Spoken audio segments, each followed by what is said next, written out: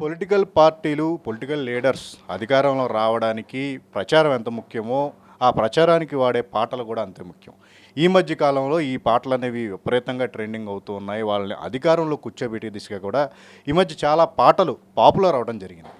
మొన్న రేవంత్ రెడ్డి 3 రంగుల జెండా బట్టి అనే సాంగ్ ఎంత పాపులర్. ఆయన్ని సీఎంగా నిలబెట్టడంలో ఆ పాట ఎంతో దోహదపడింది.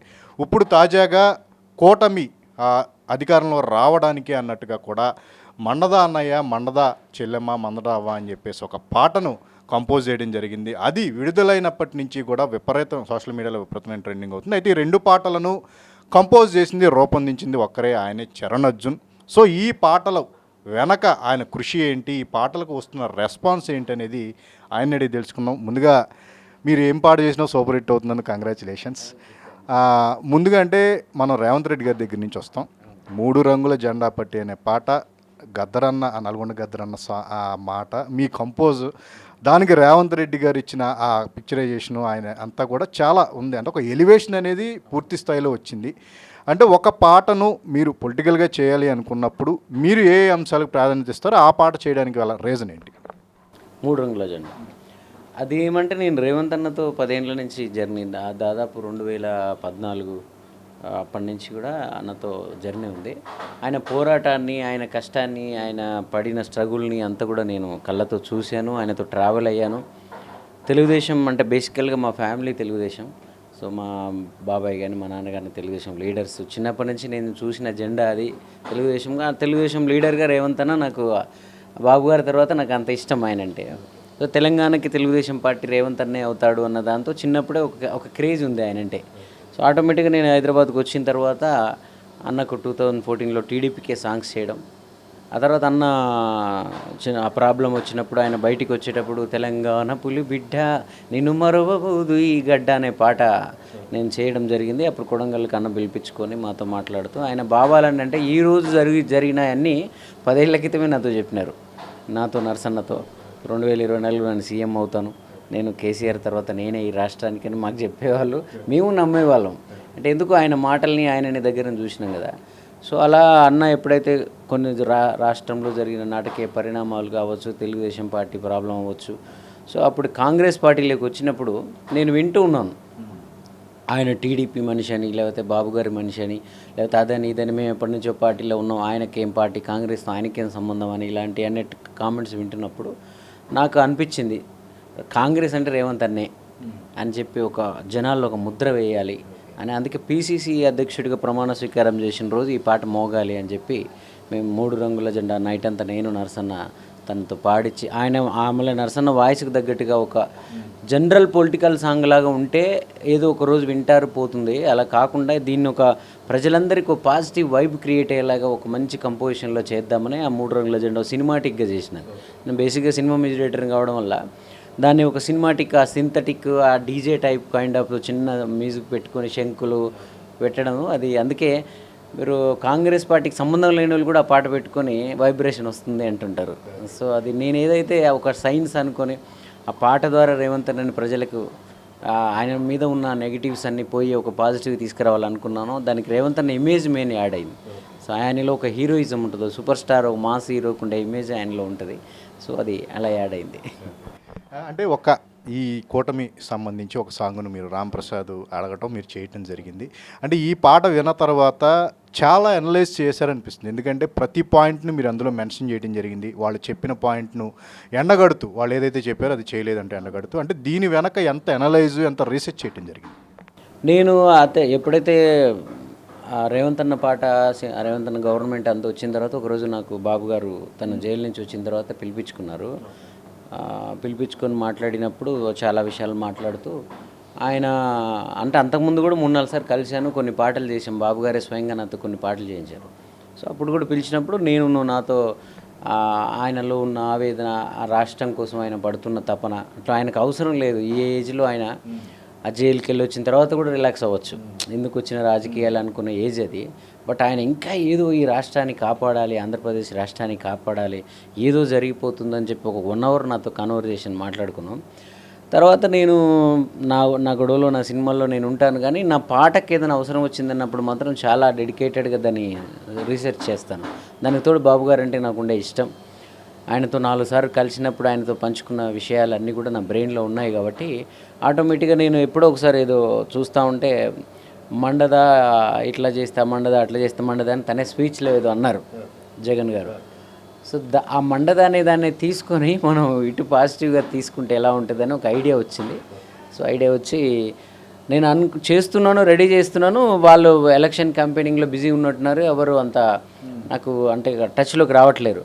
బట్ వాళ్ళు ఎందుకు మనం స్వచ్ఛందంగా బాబు గారు ఇప్పుడు నాకేంటంటే ఒక యుద్ధంలో పోరాడుతున్న యోధుడికి ఆయుధంగా ఉండడం ఇష్టం ఎప్పుడు. నాకు ఆ రోజు రేవంత్ అన్న గవర్నమెంట్ తెలంగాణ తెచ్చి, నేను ఒక తెలంగాణ బిడ్డనే ఉండి తెలంగాణ తెచ్చిన కేసీఆర్ వైపు, ఆ గవర్నమెంట్ వైపు, సీఎంల వైపు ఉండకుండా రేవంత్ అన్న లాంటి పోరాట యోధుని వైపు ఎందుకున్నానంటే ఎవరు యుద్ధం చేస్తారో వాళ్ళకి ఆయుధంగా ఉండడం ఇష్టం. ఆల్రెడీ పీఠాల మీద కూర్చున్న వాళ్ళకు మన అవసరం పెద్దగా ఏముండదు. సో ఇప్పుడు ఇక్కడ బాబు గారు యుద్ధం చేస్తున్నారు కదా, ఆ యుద్ధానికి నా వంతు నేను ఏం చేయగలను. ఇప్పుడు నేను వెళ్ళి క్యాంపెయినింగ్లోనో లేకపోతే అట్లా తిరగలేము మనకున్న సినిమా బిజీల్లో. పాట నా దగ్గర ఉన్న ఆయుధం పాట. ఆ పాటని నేను ఆయనకు స్వచ్ఛందంగా ఇద్దామని చెప్పి నాకు ఆయన మీద ఉన్న ప్రేమతో ఆర్పి కూడా ఈ మధ్యకాలంలో ప్రతిదీ నాకు చెప్పే, అన్న నేను ఈ పార్టీలోకి వెళ్తున్నాను, నెల్లూరులో ప్రచారానికి వెళ్తున్నాను, క్యాంపెయినింగ్కి వెళ్తున్నాను అని చెప్తుంటాడు. సరే ఎల్లూరు నాయుడు మంచి దానికోసం ఆయన తిరుపతి, ఆయన నాకు చెప్పిన కాన్సెప్ట్ కూడా ఏంటంటే తిరుపతి కొండ ఏదో ఆగమైపోయింది, ఒక హిందువుగా నేను బాధపడుతున్నాను, దానికోసం నాకు మండిందని చెప్పారు ఆయన. సో అలాగా ఇక్కడ కూడా ఆయన్ని చూస్తున్నప్పుడు ఊరికే వెళ్ళి ఏం మాట్లాడతావో ఒక మంచి పాట ఉంటే ఇంకా బాగుంది, నీకు కూడా ఒక ఆయుధం ఉంటుంది అంటే ఆర్పి యోధుడికి కూడా ఒక ఆయుధం ఇచ్చినట్టు అలా ఇచ్చాము. అంటే ఒక సాంగ్ అంటే మీరు రేవంత్ అన్న పాట పాడించినప్పుడు గద్దరన్న, ఇప్పుడు ఈ పాటను భిక్షమమ్మ అని ఆవిడతో పాడించారు. అంటే ఆ వాయిస్ అనేది కూడా ఆ పాటకి చాలా కీలకం అనేది ఈ రెండు పాటలు చూస్తే అర్థమవుతుంది. అంటే ఇందులో పెయిన్ని మీరు ఎక్కువగా తీసుకెళ్ళినట్టు హైలైట్ చేయాలని చెప్పేసి దృష్టితోనే పెట్టుకోవడం జరిగింది. ఎట్లాగా అంటే నాకేమంటే పాటకి ఎవరు సూట్ అవుతారు అంటే బాగా క్రేజ్లో ఉంది అందరూ. ఇప్పుడు నల్గొండ గద్దరన్న వాయిస్ వెంటబడుతున్నారు అంతా. ఆ రోజు 3 రంగుల జెండా వచ్చినప్పుడు పెద్దగా అంటే మా లోకల్ ఇక్కడ వరకు తెలుసు, కానీ 2 రాష్ట్రాలలో పెద్దగా ఏం తెలియదు అన్న గొంతు. సో అది ఫ్రెష్ అయింది. ఒక కొత్త వాయిస్తో, ఒక మట్టి గొంతుతో, ఒక ఒరిజినల్ గొంతుతో చెప్పినప్పుడు 3 రంగుల జెండా అనే పాటను అందరికీ అరే ఎవరు ఒక కామన్ మ్యాన్ పాడుతున్న ఫీలింగ్ వచ్చేసింది. ఇప్పుడు ఆయన గొంతుకు స్టార్ స్టేటస్ వచ్చేసింది నరసన్న అంటే. మళ్ళీ ఒక కొత్త గొంతు ఏదో మనకు సంబంధం లేని గొంతు పాడుతున్నప్పుడు ఏమైందంటే ఎవరో మన జనాలు పాడుతున్నట్టు, నిజంగానే ఆ ఓటర్స్లలో ఎవరో ఒక పెద్ద ఆవిడ పాడుకుంటున్నట్టు ఫీలింగ్ కలిగించాలి అన్న దాంతోనే నేను భిక్షమమ్మతో పాడించడం జరిగింది. ఆమె ఆల్రెడీ ఇంతకుముందు శివరాత్రి పాట ఒకటి పాడింది, లెగరా సాంబే అని, పెద్ద హిట్ అయింది అది. రెండో సాంగే ఈ పాట బాబు గారికి పాడడం. అంటే ఆమె కోసం చాలామంది అడిగారు, నాకు ఫోన్ చేశారు ఇక్కడ స్టేట్లో కూడా రేవంత్ అన్న మీద అగైనిస్ట్గా పాడడానికి టీఆర్ఎస్ నుంచి వాళ్ళ నుంచి కొన్ని అడిగితే కూడా నేను వద్దు, ఆమె మాకు పిన్నే అవుతుంది, వద్దు అని చెప్పి నేను పాడితే రేవంత్ అన్నకు పాడాలి, లేదంటే బాబు గారికి పాడాలి అని చెప్పి పాడించిన. అంటే సాధారణంగా మ్యూజిక్ డైరెక్టర్స్ కానీ కంపోజర్స్ ఎవరైనా సరే ఎవరు డబ్బులు ఇస్తే వాళ్ళకి ఏ పార్టీకైనా సరే మేము పనిచేస్తాం అనే తీరులో ఉంటారు. బట్ మీరేంటి చాలా సెలెక్టెడ్గా ఉండటానికి గల కారణం ఏంటి, మీరు చేయడానికి రీజన్? అంటే నా ప్రధాన ఏజెంట్ అనేది సినిమా. సో నేను సినిమా మ్యూజిక్ డైరెక్టర్ని, నా బ్రెడ్ అండ్ బటర్ అన్నీ కూడా సినిమానే. సో నేను ఈ రాజకీయం పాటలు చేసి పొలిటికల్ సాంగ్ల ద్వారా నేను జీవించాలనే థాట్ లేదు నాకు, అది నా టార్గెట్స్లలో కూడా అది లేదు. సో అనుకోకుండా అది రేవంత్ అన్న ద్వారా అలా సెట్ అయిపోయింది. కానీ నాకు కొన్ని లోపల అది ఉంటుంది, అంటే ఎందుకో మనసులోంచి రాకుండా నేను పాట చేయలేను. అంటే నిజాయితీగా పదాలు రావాలి. ఒక పార్టీకి ఇప్పుడు బాబు గారు అంటే ఇష్టం కాబట్టి నాకు లోపల తెలియకుండానే ఆ ఫ్లో, ఆ నిజం వచ్చేస్తుంది. అలాగే రేవంత్ అన్న ఇష్టం కాబట్టి వస్తుంది.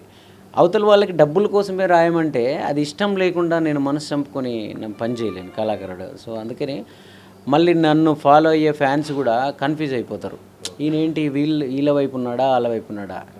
సో నాకు అన్నిటికంటే ముఖ్యం కూడా ఏంటంటే బాబు గారైనా రేవంత్ అన్న అయినా మర్యాద ఇస్తారు, పిలుస్తారు, కూర్చోబెట్టుకొని నాకు టైం ఇస్తారు, నన్ను కళాకారుడిగా నాలో నాకు కాన్ఫిడెంట్ నింపే మాటలు చెప్తారు వాళ్ళు.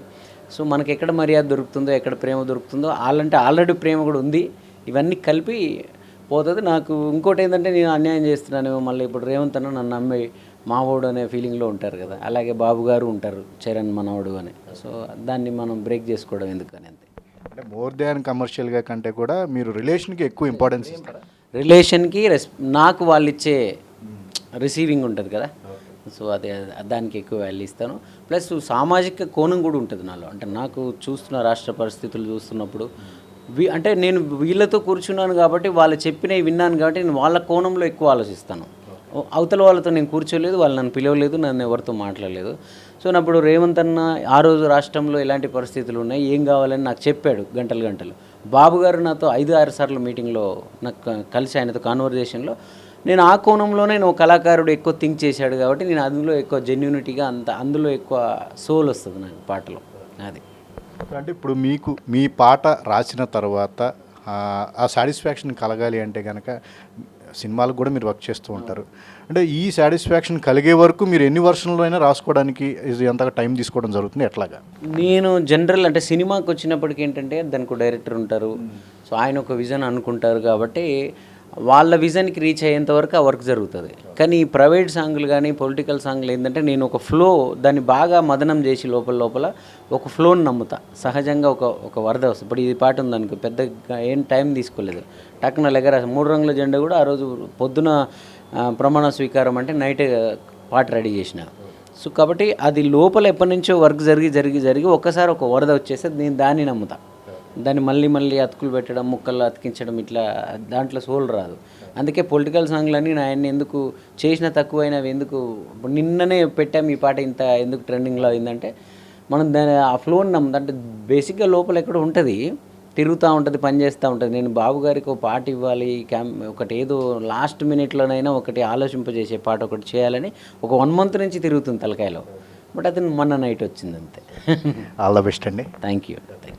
సో ఇది చరణ్ అర్జున్ చెప్తుందంటే తనకి మనసులో నచ్చితే కనుక ఖచ్చితంగా తనకు మనసుకు నచ్చి తన వర్క్కి రెస్పెక్ట్ ఇస్తే పని చేస్తాను, రాష్ట్ర ప్రజలు ఏదైతే కోరుకుంటున్నారో ఏదైతే ఎవరైతే నాయకులు ఉంటున్నారో వాళ్ళని అధికారం తెచ్చే దిశగా తన వంతు కృషిని కూడా తన పాటల రూపం ద్వారా అందిస్తా అని చెప్పేసి కూడా చెప్తూ ఉన్నారు. కెమెరామెన్ సంతోష్తో సుజన్, ఏబిఎన్.